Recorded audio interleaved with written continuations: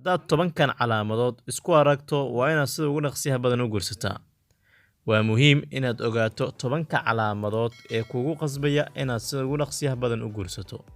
Intaanan gudaha u gelin muuqaalkeena aan ku xasuusino haddii aad nagu cusub tahay subscribe saaro, gambaleelkana furo si ay kuu soo gaaraan muuqaalada xiga.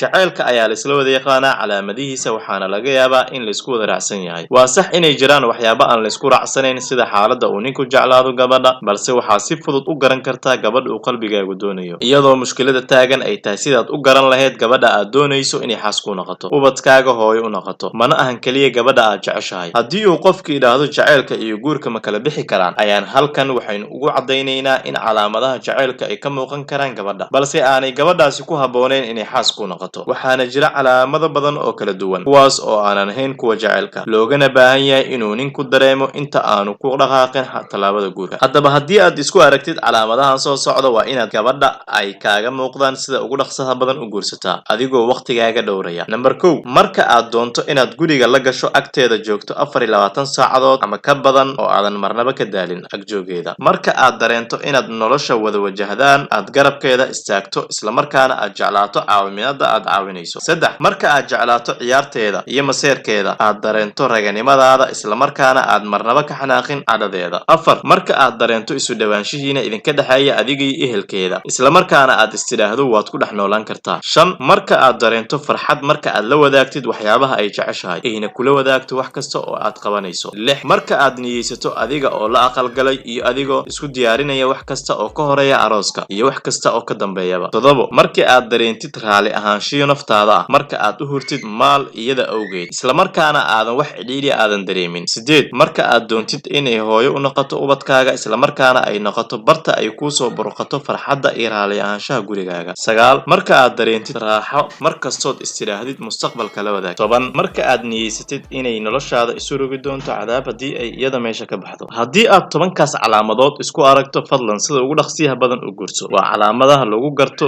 guurka in qofkii kugu habboonaa ee aad guursan lahayd aad gacanta ku hayso. Waa ku mahadsantahay daawashada muuqaalkani. Hanaga ilaawin inaad subscribe saarato channelkeena si ay kuu soo gaaraan muuqaalada xiga.